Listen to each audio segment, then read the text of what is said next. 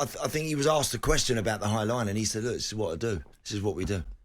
We don't. It's almost like saying we ain't going to back off for anybody. This is what we do."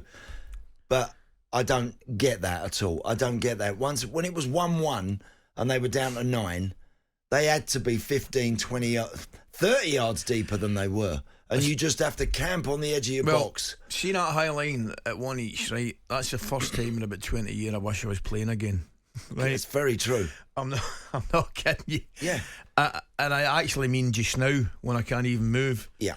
You'd have just did what Nicholas Jackson did, and that's another thing we need to discuss. That centre forward cheating position, right? Yeah. Where you just stay offside. Yes. And then the ball goes wide, and then you just turn around. If you stayed offside, right? Yeah. And I mean ridiculously offside. So he could have had about 6 goals. You'd have had, how many more would you have had in your career if you'd have done that? Andy, honest to God, I don't care what anybody says. I'm going to have to look at that rule because it's wrong. It is wrong. And that's You're me. right. And that's me actually being anti-centre forward, which I can't believe, right? Yeah. But you are taking. I don't care what anybody said. You are offside, and you are taking advantage of an offside position. You are gaining an unfair advantage. Correct. You 100%. Absolutely are by 100%. being in a blatant offside position. You are gaining an advantage. Someone makes a clever run wide, and you've got to tap in, and you got to tap in. How do you do? And one of the things I've always thought about with some of the rules are coaches have got to try and combat that. Correct. How do you defend against that? So the only way you defend against it, you say defend deep. Defend deeper. And then what if he still goes and stands 3 yards offside? Correct. From the next point. Correct. You know, it's very, very difficult. I think it's unfair. I totally agree with you that I one. do. I think it's unfair. Yeah. Now getting back to the game, where are we? Romero. Right. Well, look, I mean, first of all, we've got to start with the quality of the Spurs start in the game. The first 15 minutes. How quick. I said to you, didn't I? I said, I cannot believe the pace of this game. It was like turbocharged when they Spurs out the blocks. And Chelsea could not get near them for quarter of an hour. No, couldn't get near them. They really couldn't. It was such a blistering start. And by the way, they're really unlucky. I mean, the Son goal. Oh, what a goal that'd have been. Wouldn't it have been such a great goal? And to be fair, he probably is offside, just offside. He is. But what a move, what a finish, everything about it. Everything was absolute top drawer. It really was. It was such great football.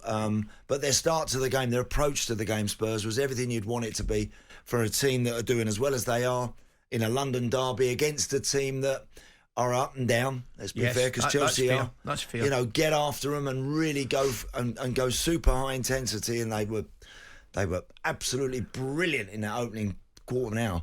You know, they were sensational.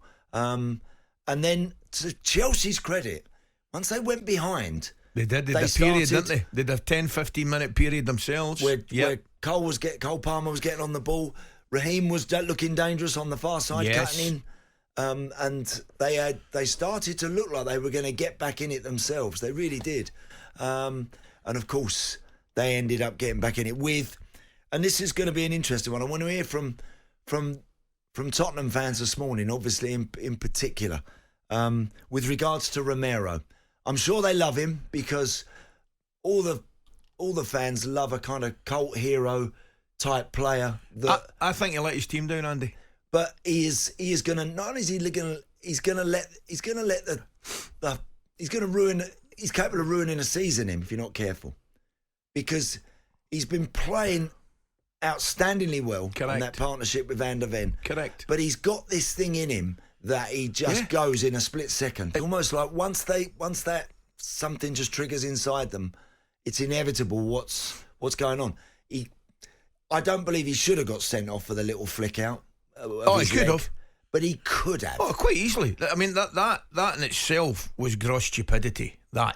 Because effectively, probably by the letter of the law, it was a red card. Right now, ridiculous as it may seem, it just reminded me actually of Beckham's against Simeone in the World Cup. That's what it reminded me of. And I was going off my head saying it's never a sending off for Beckham. Yeah. And I still believe it's petulant, and I still believe it's not going to hurt the player. But if he's going to get sent off, why do you do it? Why do you risk it? Yeah, I've no idea why you risk it. And again, so I'd like to hear from the Spurs fans, 81089, with your text, please, about where you are with someone like Romero. I'm sure you love him, but also you must be waking up this morning feeling frustrated at the fact that such an influential player Yeah. be so stupid at times. And then the other sending off, by the way, right? The other sending off was incredible.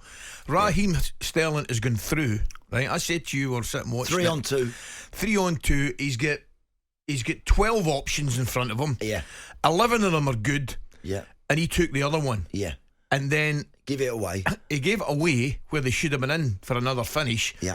And then does well to get a touch, forces the rash challenge from Udogie, who has to pick up a second yellow. It was bizarre. It was mad. Why he committed to that one again when you're down to 10 and he's running away from goal. You know, Raheem, to be fair, he's the wrong option. Tries to play it wide to his right. It gets cut out, and then he's running away from the goal. He's not cutting in and go. He's running away. So you just stand your ground, surely. Show him backwards. Just make him roll it back, and you reset and you start again. Correct. But to commit to the challenge was just really, really foolish. And it's one of those challenges that, you know, if you don't get it right on a yellow card, you're away. That's you're gone. And to go down to 9 meant then all of a sudden you genuinely felt, it didn't pan out that way, but you genuinely felt that Spurs then had no chance. Yeah. Down to 9, and you thought it was only going to be a matter of time before Chelsea ended up winning the match and rolling the ball around and making use of the extra couple of men. It has to be some sort of record as well, though. Did we? I hope I've got this right now. Was it 21 minutes of added time? 12 in the first half and 9 in the second half. 21. You're right. It was. I mean, the first half was 2 goals, 1 red card, 4 disallowed goals, 2 injuries, and 12 minutes added for countless VAR checks. But give us a text, please. 81089. Give us a call. 03717 223344 this morning. In terms of where you are after watching that, particularly, look, the Chelsea fans, they'll be waking up thinking they've been involved in some incredible game. They've seen their striker end up with a hat-trick when... What about the header he missed? What about the header? See if I'm Nicholas Jackson this morning, I'm actually waking up thinking, I've got a hat-trick, but I should have had 6. Well, listen, I'm sure he's going to be absolutely delighted with his hat-trick. The header. How does he miss Gladstone Small would have tucked that one in. talkSPORT Breakfast, waking you up Monday to Friday morning from 6 a.m. on AM, on DAB, via the talkSPORT app and on your smart speaker. talkSPORT.